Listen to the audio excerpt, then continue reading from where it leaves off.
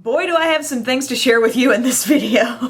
I think I need to label this the I only intended to buy a deodorant haul because that's where a lot of this started. And don't act like that's never happened to you because I know this happens to everybody. But I'm kind of making up for some lost time with this haul, just some really spotty purchases from different places. And while I have been rediscovering a lot of the things that have been in my collection for some time, you know, I'm always trying new things as well. This is my life. This is what I do. Might as well mention this deodorant, by the way. I got this at Walgreens. I had tried a secret clinical strength from a Walmart beauty box last summer, and I just recently tried it a few months ago and really liked it. And you guys, I can sweat. I mean, I can sweat with the best of them. I really thought this stuff worked well, and so I was looking in at Walgreens trying to find the same kind of thing, and I noticed that there was one that on the box said Oprah's Life Class deodorant. I was like, what? I'm so getting that one. I wish I kept the box because just the thought of it kind of made me laugh out loud, but it says Stress Response Invisible Solid deodorant. So I got this. It's, you know, just a different scent of that same clinical whatever. This kind actually smells even better than the first one I got. So I needed that. I picked that up. Things I did not need would be the Wet n Wild Color Icon limited edition Sunset Junction trio of face products here. Oh, I love this. I love this. And I remember last year at this time, remember when Wet n Wild came out with like these limited edition bronzer blush thingies? They were this size and it was bronzer, and then there was a palm tree or something and that was the shape of the blush, and it's like, how am I gonna fit a brush in there? And now this year they've come to their senses and given us a regular trio of products, but this is so pretty. I'm wearing this as my bronzer slash contour, a little light contour today, didn't do much with that, but this is my blush, and then this highlight is unreal with shimmer. Here's what those three look like. Very pigmented. Really loving this rosy toned blush especially, but I was just so happy with that. And then in at Walgreens, I think they had like a buy one get one deal if you had that Balance Rewards card, which I have that rewards card and I use it every time. So it was for Rimmel, so I got 4 different Rimmel things. I wanted 3 and then I just tacked on the other to get the deal again. I don't know how new it is, but they had what was new to me, a little string of the Rimmel Kate Moss lipsticks. These are not the mattes, but just the lasting finish lipsticks in the black packaging. I can't remember what the name of the collection was. Maybe it's like Bohemian something, I'm not sure. But 2 of these shades really appealed to me. One is 08, and that's the one I'm wearing today with a gloss I'm gonna mention in a minute. But like I said, these are just creamy lipsticks, not mattes, but I just thought this shade was so pretty and kind of rosy, wearable. Just a nice kind of muted pink shade. I really like that. These are very comfortable on the lips, really nice quality lipsticks. And then the other one I have here is 30, and I haven't yet worn this, but how yummy does that puppy look? I feel like I refer to makeup products as puppies way too often, but there's that.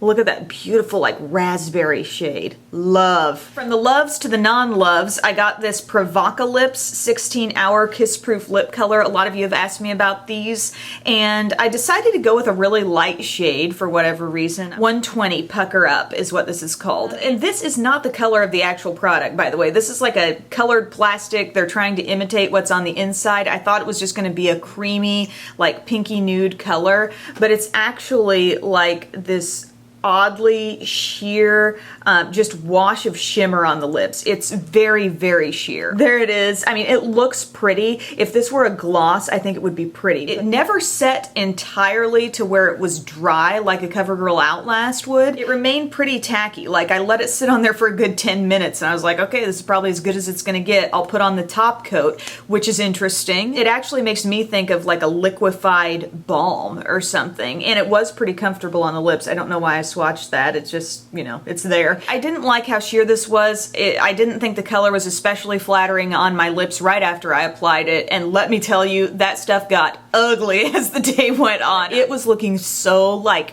cracked and my lips just looked like dry and lighter than their normal lip color, but super dry, and some of that frosty shimmer was like getting in all the cracks. It was not cute. But I'm kind of in a place with this where I don't feel like I can review the entire line just based on this one. So do I go ahead and try another one? Is it worth it? Do you guys have any shades of these that you really think are good? And then I totally meant to use this today, but I forgot to. It's the Scandalized Thick and Thin Eyeliner Waterproof. And I wasn't really planning to get this, but it just seemed appealing in the moment. And it's like a felt tip liner, but it has the slightest little angle here. Will we focus? Yeah. Can you see that? How it's like a teeny tiny, like angled marker. And they say, you know, you could use it from the tip and get one kind of look. Let's see if we can do that. Or you can use it like on the wide side and get another kind of look. There's a couple of swatches, kind of messy, but I could see how that could work. Oh, no, battery pack. I didn't realize I had so much Rimmel to talk about, but a couple of things that I found at Target are these show-off lip velvets. Found these last weekend.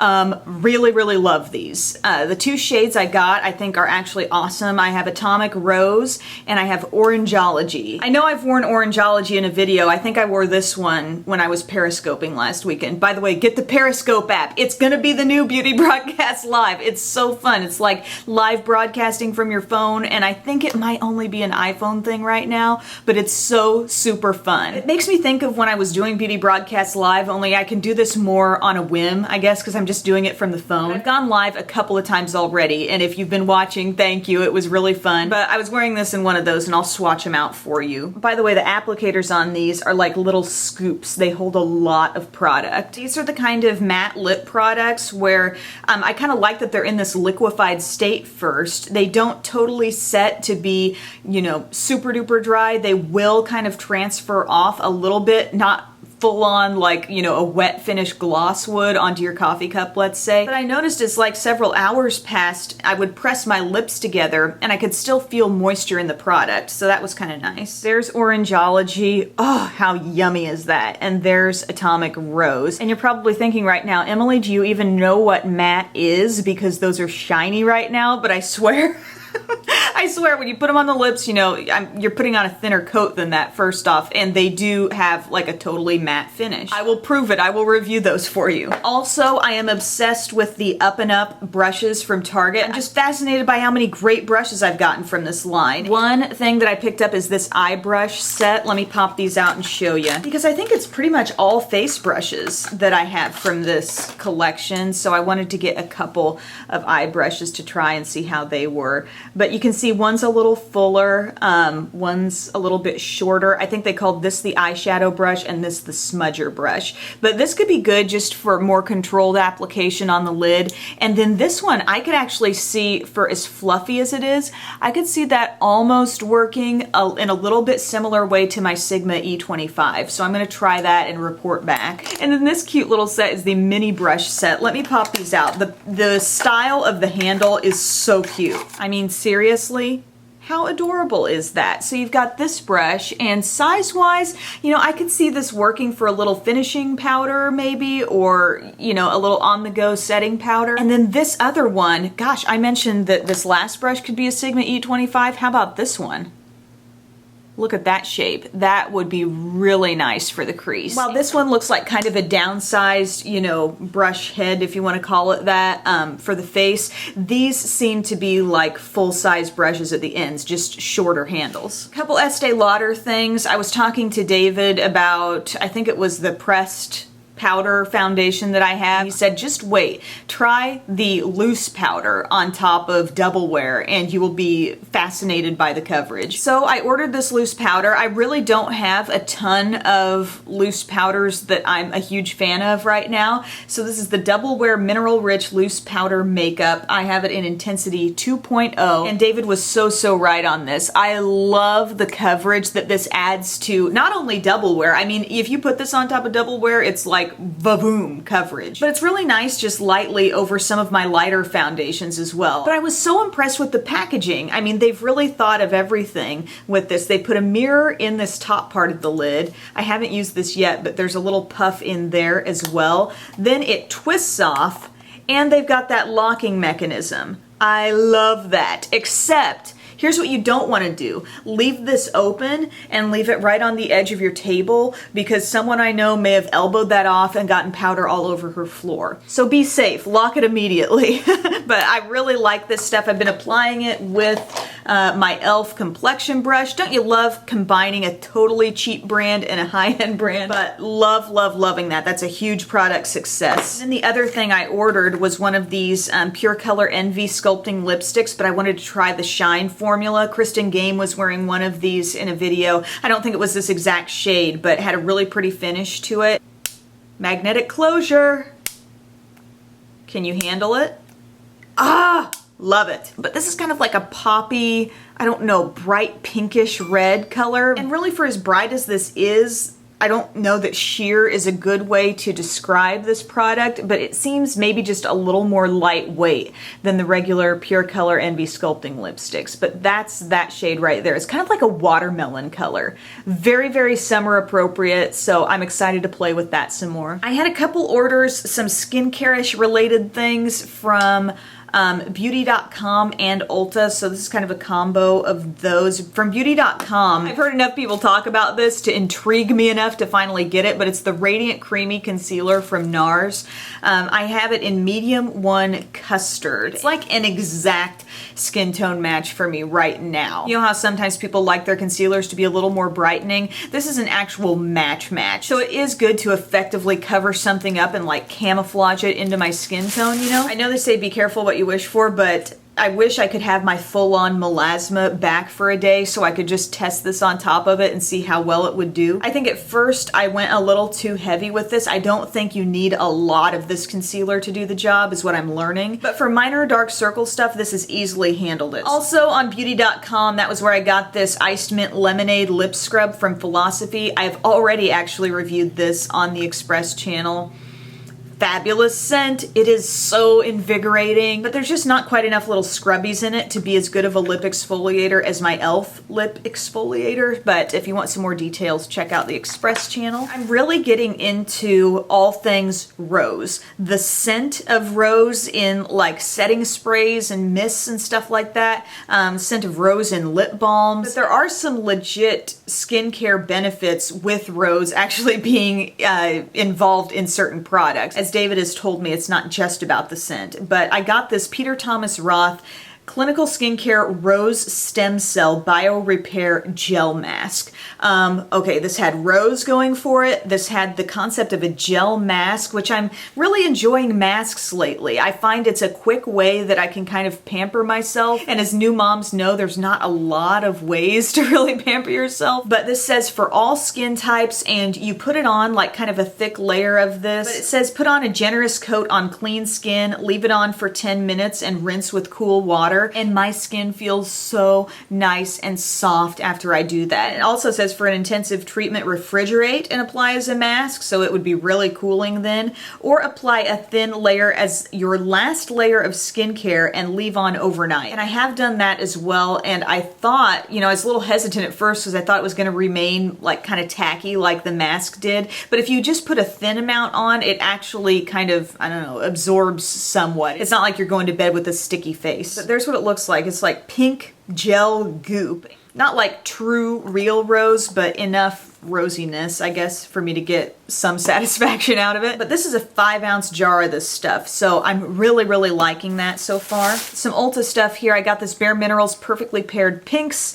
This is a duo of their Marvelous Moxie Buttercream formula. Today I am wearing this Forbidden Nude shade over that Kate Moss lipstick, the 08. It didn't drastically change the color of my lipstick, but it gave a little bit of shine. But these are super creamy. I think they're a little less sticky than the regular Marvelous Moxie. This other one that I have is called Must Have Pink. I mean, extremely wearable shades. Very, you know, spring and summer friendly, so there's those. Back to the masks, got a couple of other ones. These are the really inexpensive ones from Freeman. The Sweet Tea and Lemon Peel Away Clay Mask and the Sparkling Pear Pore Cleansing Mask. This says oily combo skin and this says normal combo skin. I could fall into either of those categories depending on the day. This one I liked better, although I need to remind myself that when you're doing a peel off mask, apply a pretty thick layer because it's going to peel off more easily that way. But my skin felt great after this. Very, very smooth. This one intrigued me because it said whipped clay, and it has the appearance actually of like a mint julep mask.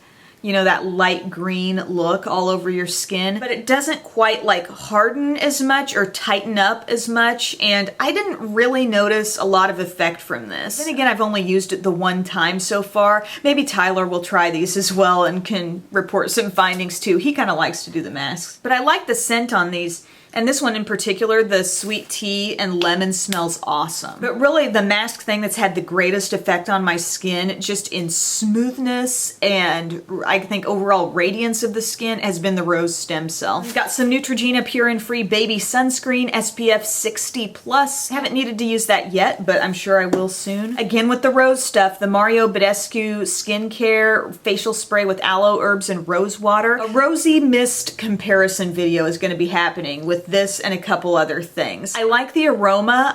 I don't feel like it's pure roses, kind of like they say. It says with aloe, herbs, and rose water. I can tell there's some other things kind of mixing into this, but this doesn't always give the most wonderful fine mist as a couple other things I've used. And I know I feel like this is going on forever. I'm not going to keep you any longer, except to mention that I got this CeraVe Eye Repair Cream. I had mentioned in my skincare routine, which is still holding strong for the most part. I mean, I'm throwing in some masks and different things, but I'm still keeping with the skincare routine that was in that video. I'll link to that below. But I was talking about how I was kind of inconsistent with using eye cream. I mentioned the one from Tarte, the Sea Brighten Maracuja stuff. But to be honest, I haven't noticed that being like the best thing ever. So I got this CeraVe Eye Repair Cream, and this is a really, really nice consistency. CeraVe does a great job with the hydrating products, and I like this because it feels almost balm-like. I don't know. I feel like it retains moisture in the eye area pretty well. And so they say use that AM and PM. And then I saw this new thing, the Skin Renewing Cream Serum, and I thought it was just going to be a serum that you would use under a moisturizer, right? Well, it actually says use alone or under makeup once or twice a day in the AM or PM. Almost like this in itself would act as a moisturizer and serum in one. But it says helps reduce the appearance of fine lines and wrinkles. We can always use that. It's a little pump style. I've used this a few times. So if you use this, do you like to top this with your regular moisturizer, or do you like to use it alone? So that's it, everyone. Tons of new material for reviews, and like I said, it all started with a little deodorant. At least the Walgreens stuff did. Thank you so much for watching. I really appreciate you taking time to watch my videos, and I will see you again later.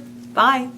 Hey, real quick, I wanted to tell you about my eye look today because I didn't actually have any eyeshadow products that I had hauled to work into this look, so I used my Sugar Pop palette from Too Faced, and it was one of those looks where I just started off. I didn't really know where I was going with it, but I put this Peach Fuzz shade on the lid, and then in my crease, it's just this Malted Milk Ball color here, kind of a bronzy shade. So that's what that looks like when you really pack it in the crease and then just sheer it out on up. And I used the Peach Fuzz again as the highlight, and then I used kind of a coordinating eyeliner here on the lower lash line, and I put Blue Raspberry over that. It's like I felt like having a pop of color today, but I didn't really want it all over my lids. I just felt like doing it this way. So yep, that's it. Thanks guys, see you later.